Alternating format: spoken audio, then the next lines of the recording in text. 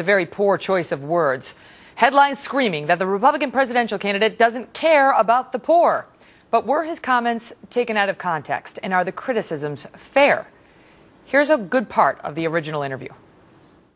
I'm in this race because I care about Americans. I'm not concerned about the very poor. We have a safety net there. If it needs repair, I'll fix it. I'm not concerned about the very rich. They're doing just fine. I'm concerned about the very heart of America, the 95% of Americans who right now are struggling, and I'll continue to take that message across the nation. All right, I know I said last question, but I got to ask you. You just said, I'm not concerned about the very poor because they have a safety net. And I think there are lots of very poor Americans who are struggling who would say, that sounds odd. Can you explain that?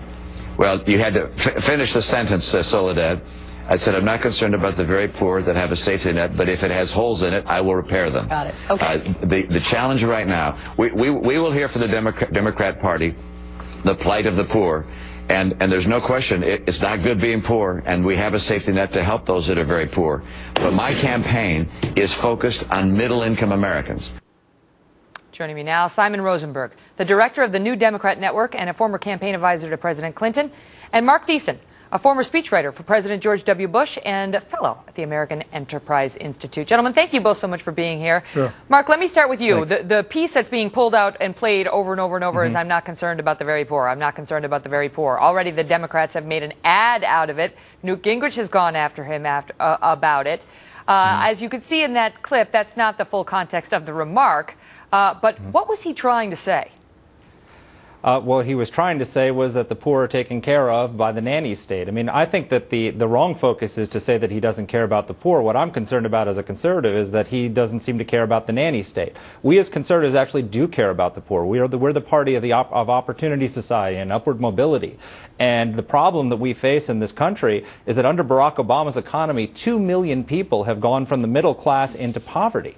And so we should not be okay with 2 million people going into poverty. We should not be okay with a permanent underclass that lives off of on welfare and vouchers and the rest. As Romney said, what the message he should be articulating is, we don't accept a permanent underclass. We believe in upward mobility, not the downward mobility of Barack Obama. Simon, there's, obviously you can take that soundbite and make hay of it, right? But there's an interesting op-ed in the Wall Street Journal today that talks about how there's a reason he's not that concerned with the underclass and, is satisfied with their safety net. Mark's not, but he doesn't like that. But there's a reason, and they talk about how the social problems associated with the so-called underclass have their origins in deep cultural changes that are beyond the capability of any president to undo. What say you? Well, I think the other thing that Mitt said that was a little disturbing was that it's only 5 or 10% of the public that is deeply poor. It's actually 20% by some measures. It can be much higher. And I just think all of this is reinforcing. It's just what makes this odd, Megyn. I really agree with a lot of what Mark said. So what makes this odd is that the guy running for president basically said, I don't care about 20% of the country.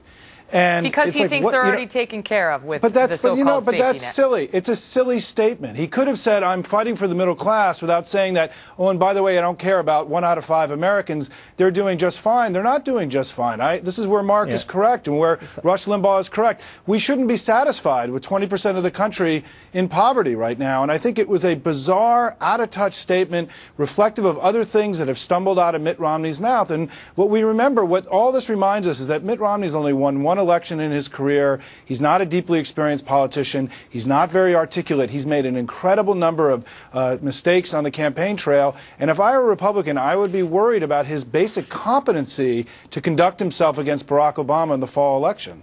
You know what's interesting to me is that he has said this thing repeatedly on the campaign trail. Repeatedly. Right. Here's from a town hall meeting in October. And this is a quote. The people who need the help most are not the poor, who have a safety net, not the rich, who are doing just fine, but the middle class. Then there was a debate in October where he said almost exactly the same thing. If you hear him on the stump, he says almost this exact same. It just came. The phraseology was inept this time around, Mark. But that's politics in today's day and age. Yeah, I wish Simon wouldn't agree with me so much, because I don't think he's right to say that Mitt Romney doesn't care about 20% of the country that's in poverty. He does care about them. He thinks they're taken care of, and it's perfectly fine for them to be as part of the nanny state that the liberal Democrats have created.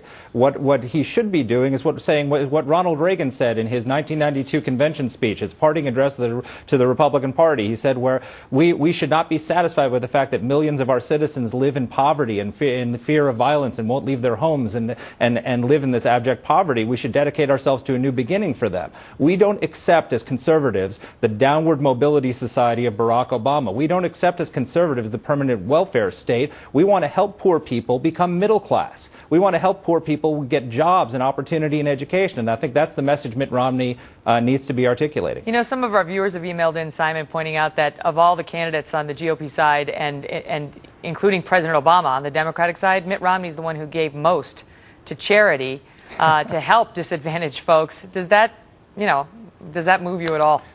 No, it's a percentage of his income. I think the challenge for the Republicans right now, if Mitt Romney's the nominee, if they go into the election looking like they're the party who are protecting people who are wealthy and have privilege against a party that's fighting for everyday Americans, they're going to lose. It's one of the reasons why the Republican Party's numbers are down all across the country. Mitt Romney is one of the most unpopular potential nominees in the modern era of polling.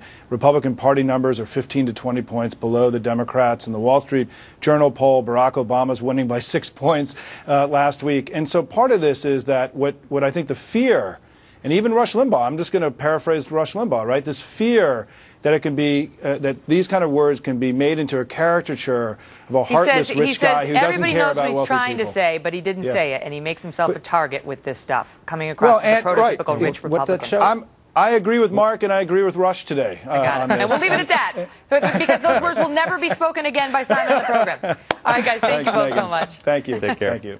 Bye. We'll come up next. Months after she vanished, Lisa Irwin's parents